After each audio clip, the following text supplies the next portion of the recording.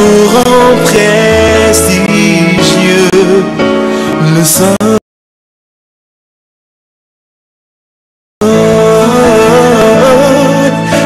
merveilleux,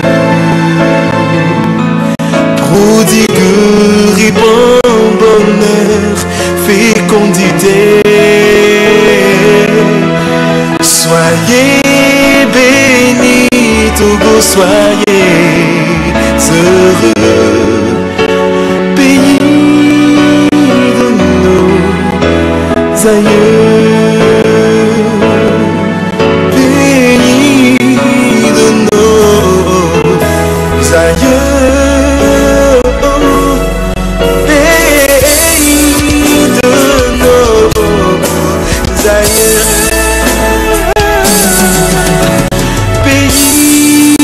nos aïeux.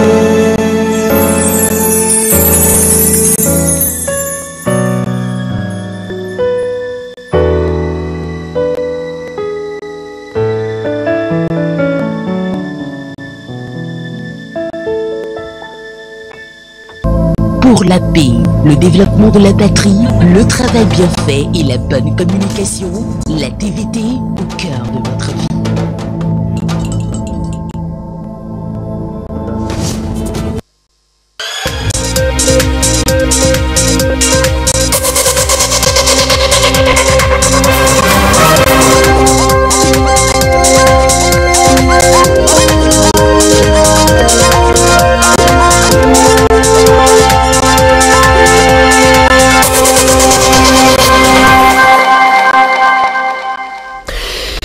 Merci de votre attention. L'actualité ce lundi, les priorités en matière de santé de chaque pays de la CEDEAO examinées à Lomé depuis ce matin. Le comité des programmes 2018 de l'Organisation ouest-africaine de la santé envisage de mettre en commun les ressources pour les meilleurs soins en faveur des populations. L'accès Ouahala-Notchan, la portion de la chaussée entre-temps affaissée, est en réflexion. Les travaux avancent. Constat fait samedi sur place par Nissa Ouniafam, le ministre des Infrastructures et des Transports. Enfin, Mango refait sa toilette. Les heures la semaine dernière avaient dévisagé la ville, jetée par ailleurs dans l'insalubrité. Forces de sécurité population ont fait donc le nettoyage. Voilà, madame, monsieur le sommaire. Bienvenue. Bonsoir à tous. La santé d'abord. Togo, Bénin, Ghana, Sénégal et le reste des pays de l'Afrique de l'Ouest. Chacun a ses priorités en matière de santé. L'Organisation ouest-africaine de la santé examine à Lomé depuis ce matin les priorités pays par pays et par son comité des programmes 2018. But de l'exercice, c'est d'arriver à mettre en commun les ressources pour offrir de meilleurs soins pour les populations. Fafa d'Almeida, Antoinette Omovava. Dans son plan stratégique quinquennal 2016-2020, l'Organisation ouest-africaine de la santé met l'accent sur 13 programmes qui permettront de réduire la mortalité et la morbidité dans les structures sanitaires de l'espace communautaire et de renforcer la mobilisation des ressources. Cette réunion du comité des programmes offre donc l'occasion de passer en revue les réalisations à mi-parcours de ces programmes et de débattre des actions prioritaires pour l'exercice budgétaire 2018. Notre contexte régional aujourd'hui est marqué par la récurrence des épidémies dans plusieurs de nos pays.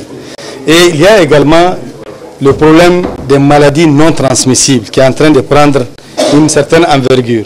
Et la question de la production locale des médicaments pour que nous puissions avoir accès aux médicaments dont nous avons besoin dans notre région. Donc notre plan, il est axé sur ces priorités-là. Au niveau du prélèvement communautaire, nous avons effectivement quelques difficultés pour mobiliser le maximum de financement. Mais ceci étant, nous ne nous basons pas seulement sur le prélèvement communautaire. Nous avons donc entrepris des actions de mobilisation des ressources extérieures auprès de nos partenaires. Et aujourd'hui, je me réjouis de constater que nous avons une vingtaine de projets qui sont financés par des grands partenaires. Il y a également les efforts même faits par la commission de la CEDEAO et notamment par son Excellence le Président de la Commission pour que nous ayons des partenariats innovants. La CEDEAO œuvre à l'harmonisation des politiques des États membres afin de trouver des solutions collectives aux problèmes de santé que connaît la sous-région. Il est aussi question d'améliorer sensiblement le système sanitaire des pays membres. L'ambition de la CEDEAO, d'ailleurs même à travers la transition 2020, c'est pour la politique nouvelle de la communauté, c'est de faire en sorte que dans les pays membres de la CEDEAO, que les citoyens puissent véritablement bénéficier d'un appui sur le plan sanitaire à travers les matériaux, les médicaments, et que l'ensemble du dispositif qui pourrait contribuer véritablement à l'amélioration de la santé de notre citoyen soit effective dans l'espace de la communauté. La lutte contre les épidémies, les maladies non transmissibles, la vaccination, les réformes hospitalières sont entre autres les domaines prioritaires dans lesquels l'organisation aura à renforcer ses actions. Ceci avec l'appui des partenaires qui contribuent déjà à 84% au financement des programmes et projets. La libre circulation des personnes et des biens, l'ordre des vétérinaires UEMOA se l'approprie. En clair, un vétérinaire togolais peut aller facilement s'installer et travailler au Bénin, par exemple, et se sentir comme chez lui. Mais comment rendre la mesure possible? Comme c'est facile à dire. Eh bien, les réflexions sont justement en cours. 4e réunion à Lomé des docteurs vétérinaires de l'espace UEMOA. Sandra Ziagbé, Ferdinand Diassoua. La directive numéro 1/2012 du Conseil des ministres de l'UEMOA, adoptée en 2012 à Lomé, est relative à la libre circulation des personnes et des biens au sein de cet espace. Une disposition qui consacrait dès son adoption la libre circulation et le droit d'établissement aux docteurs vétérinaires ressortissants des États membres. 5 ans après son adoption, seul le Burkina Faso l'a transposé dans son corpus réglementaire. Il est donc question à travers cette 4e réunion des collèges, des présidents des conseils nationaux, des docteurs vétérinaires de l'UEMOA, d'amener progressivement les 7 autres États membres de l'espace à la mise en application effective de la dite directive. Un docteur vétérinaire ressortissant d'un État membre peut aller et revenir de façon temporaire et peut également s'installer de façon définitive dans un État membre dans les mêmes conditions que les nationaux. C'est une manière de mettre en œuvre le principe de la libre circulation des citoyens et le droit d'établissement des citoyens dans l'Union.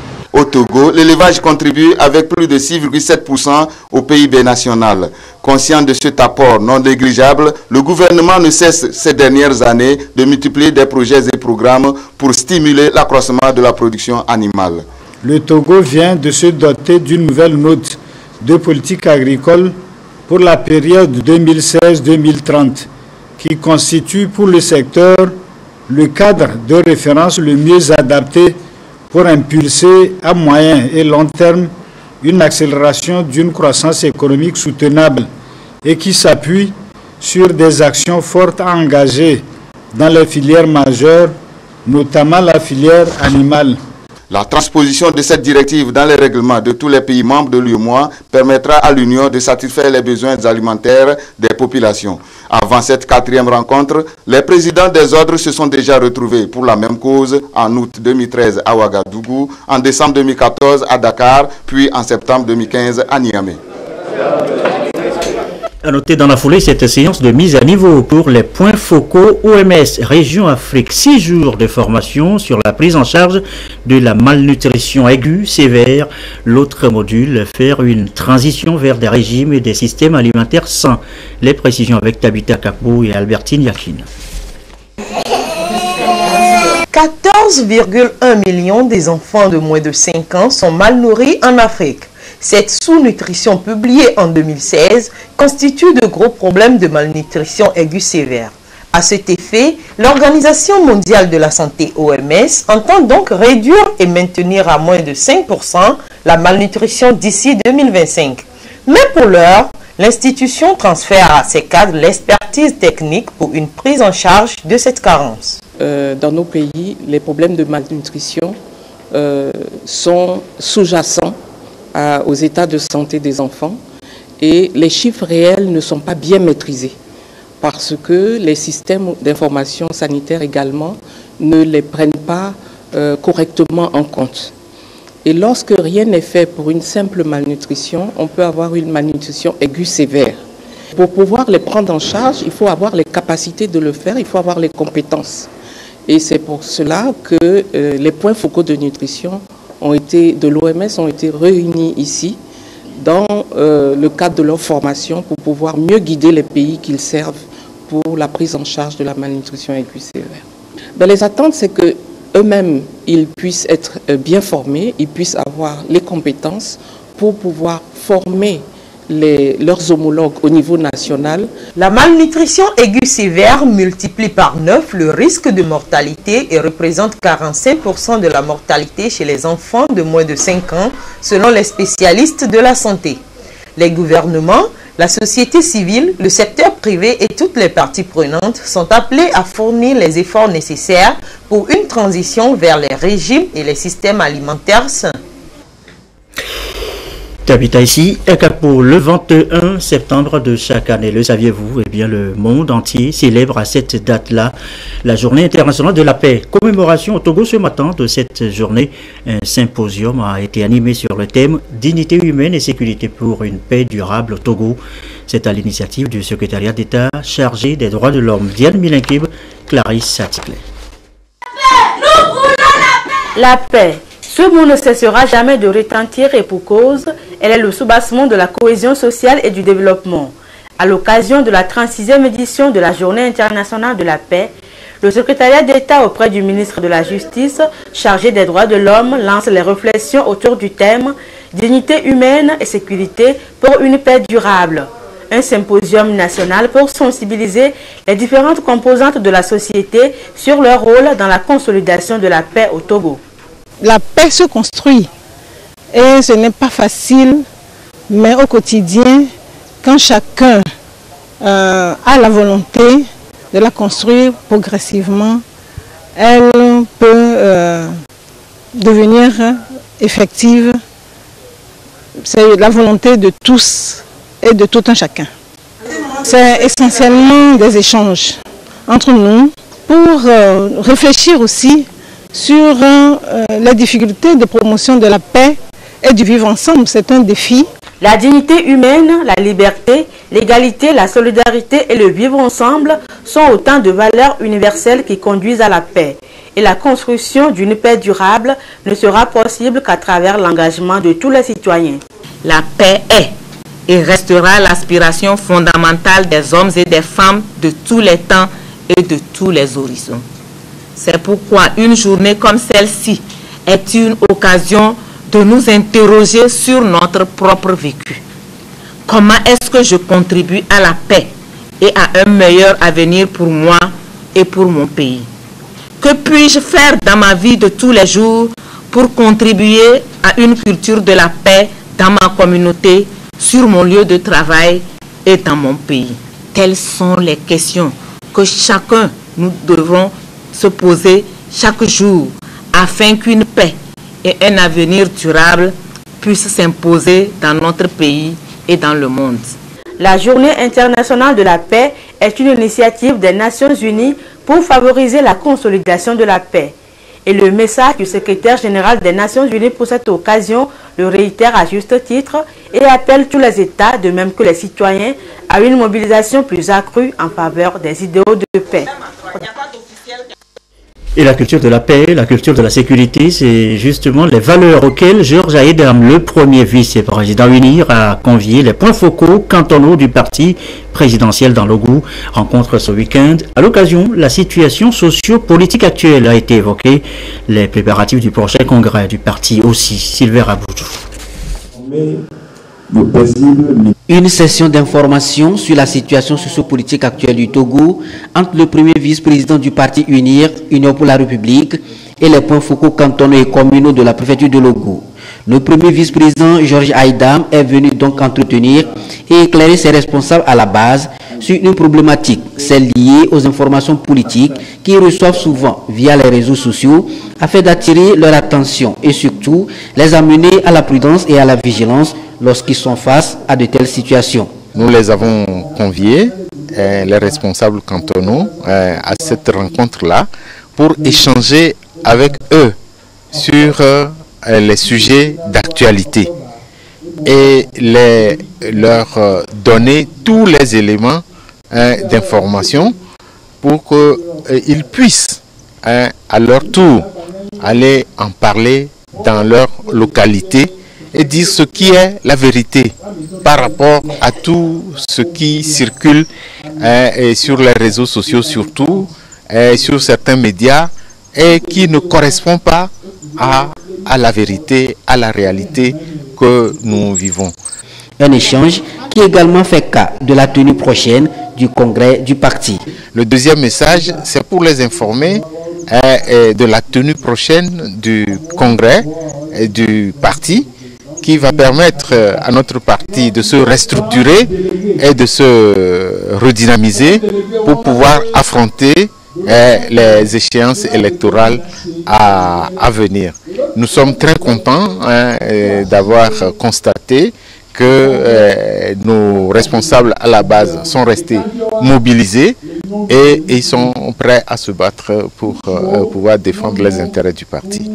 La démarche consiste à apporter plus de lumière à ces responsables à la base afin de leur permettre d'avoir une idée claire et servir de relais auprès des militants. Ceci pour davantage garantir la paix et la sécurité, gage d'un développement humain durable. Les jeunes entrepreneurs à l'école des marchés publics, une formation initiée par le Conseil national de la jeunesse et ses partenaires.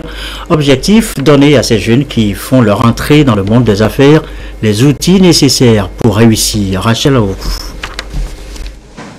Des jeunes aujourd'hui se lancent beaucoup plus dans l'entrepreneuriat, mais ils ont du mal à s'insérer dans le monde des affaires. La maîtrise des principes de base des marchés publics est donc un défi à relever pour permettre à ces jeunes de s'épanouir pleinement. Ce besoin est ce jour pris en compte par le Conseil national de la jeunesse qui forme les jeunes entrepreneurs sur la préparation des soumissions dans les marchés publics. Nous avons pensé qu'en leur donnant les outils et les compétences pour accéder aux opportunités, ils pourraient s'illustrer dans la sphère socio-économique et accroître leurs chances dans l'accès à ces opportunités. Dans les marchés publics, le sous-secteur des marchés publics constitue aujourd'hui un secteur porteur. Et pour la deuxième fois consécutive, l'autorité de régulation des marchés publics accompagne ce projet afin d'avoir des entrepreneurs compétents sur le terrain. Ils ne sont pas suffisamment outillés pour pouvoir gagner ces marchés. Et ce n'est qu'à travers la formation que cela peut se faire. Et je suis heureux de constater qu'ils sont nombreux à être formés pour cette session. J'exprime en même temps la disponibilité de l'autorité de régulation des marchés publics à toujours les accompagner. 120 jeunes suivent cette formation. Ils devront à terme connaître entre autres les conditions d'éligibilité et de participation aux appels à concurrence, d'identification et d'appréciation des critères d'attribution des marchés publics. Des principes fondamentaux pour gagner facilement les marchés. Et sur la route, maintenant, nous l'annoncions en titre tout à l'heure pour les usagers qui l'empruntent, une portion de la chaussée de l'axe Ouarala-Ngotchan s'était affaissée, la circulation dès lors perturbée. Pas de panique, l'ouvrage est depuis en réfection. Les travaux avancent, même constat fait sur place samedi dernier par le ministre Nissa Ognofam. Le récit, Sylvain Aboudjou.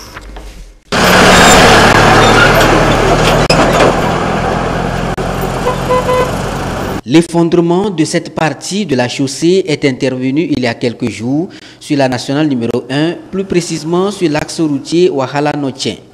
La dégradation est selon les techniciens due à la charge que supporte cet ouvrage vieux de plusieurs années déjà. Suite aux pluies diluviennes, les éléments des passages busés ont subi un affouillement sérieux.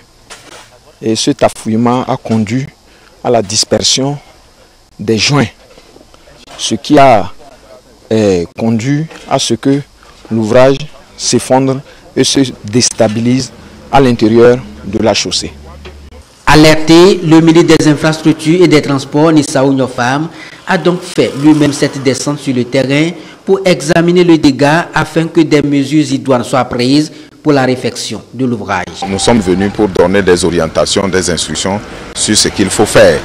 Donc c'est un ouvrage, aujourd'hui nous avons un passage busé, ça veut dire que l'ouvrage est composé essentiellement de buses, mais nous allons les remplacer par un dallo, un triple dallo, avec beaucoup plus d'ouverture pour permettre à l'eau de passer, de circuler. Et en même temps, nous allons profiter pour aménager de part et d'autre de la voie, c'est-à-dire du côté amont, du côté aval.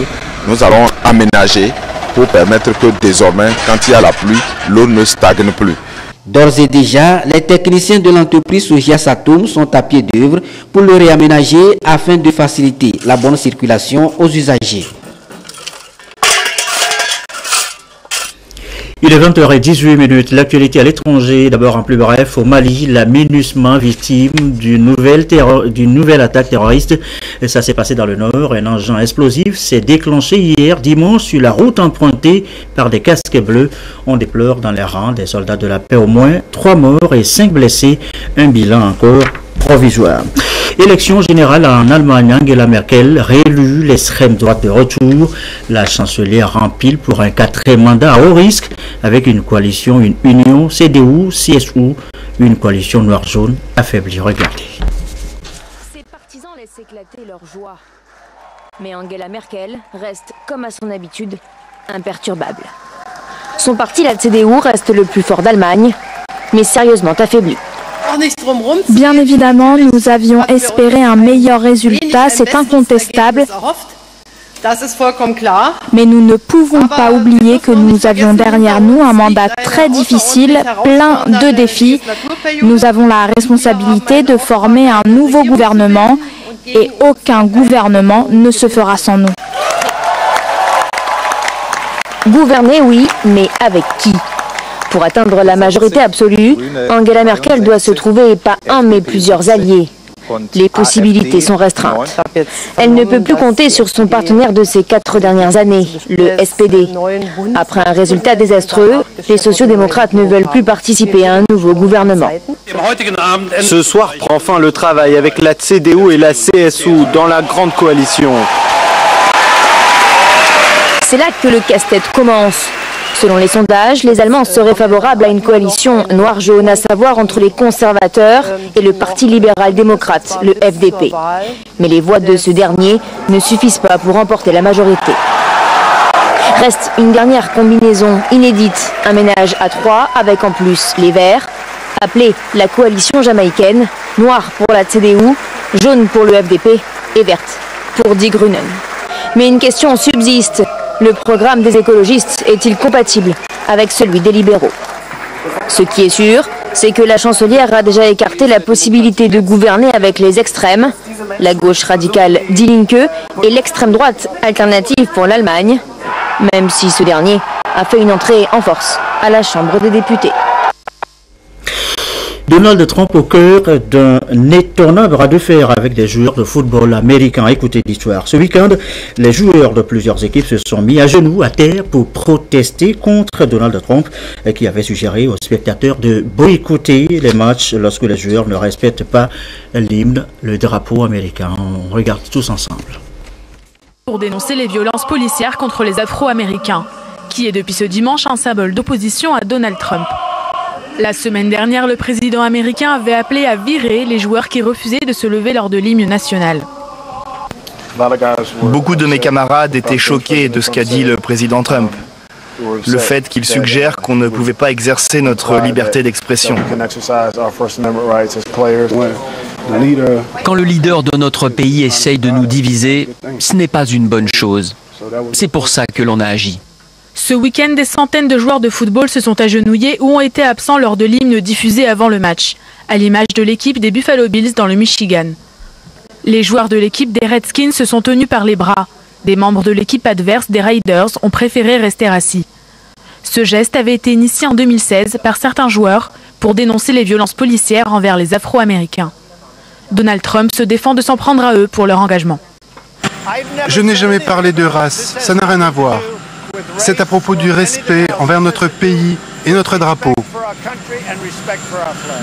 En soutien aux joueurs de football, des basketteurs se joignent au mouvement. Stephen Curry, star du basket américain, a refusé l'invitation faite à son équipe de se rendre à la Maison-Blanche.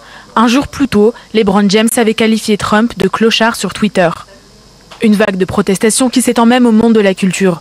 Samedi, lors d'un concert, Stevie Wonder s'est aussi agenouillé. Ainsi va l'Amérique de Donald Trump. Retour chez nous au Togo, direction Kara, camp des enseignants réunis par Bonfonden pendant 5 jours. Ils ont appris de nouvelles méthodes qui vont leur permettre d'agir comme agents de changement et comme personnes motivantes pour les élèves. Les explications, c'est avec Nestor Moujou, notre bureau sur place à Kara.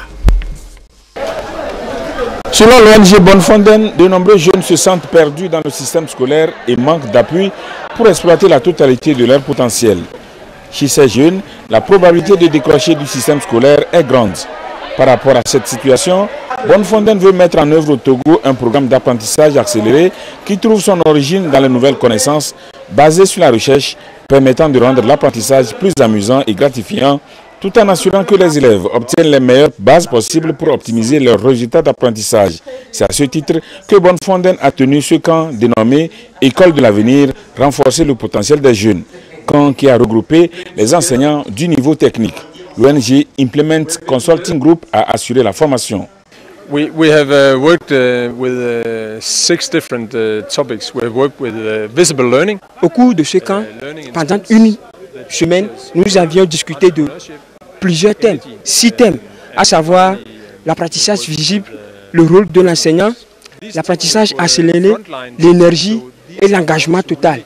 Tous ces thèmes-là ont amené les enseignants à découvrir leur environnement, à s'auto-interroger, à voir déjà la méthode qu'ils sont en train d'utiliser et de nouvelles pratiques qu'ils peuvent adopter dans leur enseignement.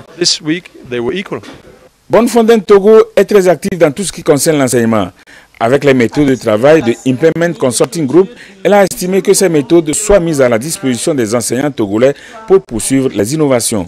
Je pense que la semaine et tous les échos, tout ce qu'on a entendu montre que ça a été très bénéfique et innovatif. Et il faut souhaiter simplement à tous ceux qui ont participé de faire bon usage et que leurs collègues aussi marchent avec eux pour faire ces petits changements pour que l'enseignement s'améliore dans sa pédagogie et que l'enseignant devienne le facilitateur et que les jeunes sont beaucoup plus attentifs pour réussir dans la vie. Cet atelier nous a été très utile pour le changement de nos comportements pédagogiques dans nos établissements respectifs. Dès la rentrée scolaire, les nouvelles méthodes d'enseignement dans l'apprentissage accéléré qui ont été développées à ce camp seront appliquées dans les établissements, ce qui fera du Togo le premier pays de la sous-région ouest-africaine à les mettre en œuvre. Dans le reste de l'actualité, Mango refait sa toilette après les heures de la semaine dernière. Forces de sécurité population ont toutes ensemble mis le balai au nettoyage. Regardez le récit de Désiré Aloïs. Mangoville a visage triste au lendemain des manifestations de rue à l'appel de l'opposition. Le calme est revenu, force de l'ordre, de sécurité des civils volontiers pour une opération de salubrité. Parti du carrefour central de la ville, plusieurs autres points majeurs d'actes de vandalisme ont été mis au propre. Le reste des barricades, des biens calcinés et autres objets irrécupérables ont été enlevés pour donner un nouveau visage plus éclatant. Après les événements, la ville est très sale. C'est pour cela que nous sommes sortis pour arranger, pour rendre propre la ville. Que je demande aux jeunes de ne plus faire ça. Ils n'ont qu'à laisser la violence et on va continuer dans la paix. Et on va avancer sur le développement. Je suis là ce matin pour contribuer avec les forces de l'ordre pour mettre au propre la ville. Parce qu'après ça, la ville est devenue très sale. C'est pas très bon à voir et c'est pas très joli à voir. Et je demande aussi à mes frères jeunes qui sont dans la ville d'essayer de mettre au propre leur devanture, là où il y a les dégâts, d'arranger tout, parce que quand même c'est notre ville. On a besoin que la ville soit propre pour pouvoir au moins avancer sur nos activités. Parce qu'avec ça, nos activités sont bloquées, on ne peut rien faire. Vraiment, pour que la ville puisse avancer, on ne trouve pas de solution dans la violence. Alors je demande à tous mes frères de rabaisser leur tension et on va essayer de collaborer et trouver une solution sans violence. Une action civique et citoyenne pour servir d'éducation et d'appel aux populations et surtout les jeunes à s'inscrire dans une dynamique, celle d'une inspiration profonde dans le sens de rimer avec le processus de développement qui n'a qu'un seul ennemi, la violence et l'instabilité, avec comme conséquence directe le retard. Au moment où la calmie est en train de renaître, il fallait faire appel à nos amis, les forces de sécurité et de l'ordre, ainsi que certains jeunes, pour pouvoir redonner un petit éclat à la ville. Personne n'a rien à gagner lorsqu'il y a insécurité. Alors j'appelle toute la population de Sansané-Mango à rentrer en elle-même, à revoir le comportement, de sorte que la sérénité revienne et que la calmie puisse recommencer et qu'on puisse faire face au développement au lieu de faire face à des manifestations qui occasionnent la violence et des casses comme on l'a vu. L'opération de salubrité engagée se poursuit dans les autres quartiers de la ville. Le vivre ensemble, la culture du civisme et de la citoyenneté doivent être des préoccupations au quotidien pour renforcer l'axe du développement, chose à apprendre, connaître et appliquer dès le bas âge, comme ces mineurs héritiers de demain qui participent à la correction du tort des adultes. Enfin, fin de la 4e édition des camps des sciences pour jeunes filles scolaires, lieu Palémé au centre diocésain Monseigneur Séchi, duré 8 jours, à échanger sur des sujets divers et variés. Les précisions de Yasmine Kodia. Ils sont plus d'une cinquantaine de jeunes filles, toutes lauréates des examens de fin de cycle du collège et du lycée au camp des sciences, 4e édition. Ici, au centre Monseigneur Séchi, les participantes ont pu mener des activités culturelles, effectuer des visites touristiques et ont suivi des ateliers scientifiques. J'ai un objectif que je veux atteindre.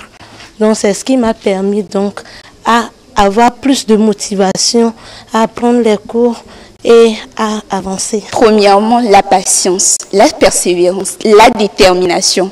Parfois, lorsqu'on fait quelques exercices, on est fatigué, on se sent là, on ne peut plus le faire, mais non.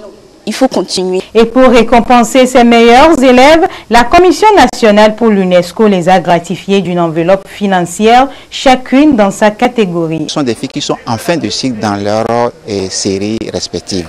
Vous savez que la rentrée est proche et donc ça va leur permettre donc, de faire une bonne rentrée. Les échanges entre encadreurs et élèves sur les perspectives de carrière scientifique ont été au cœur de cette rencontre, sanctionnée par une soirée de reconnaissance à l'endroit de tous les acteurs.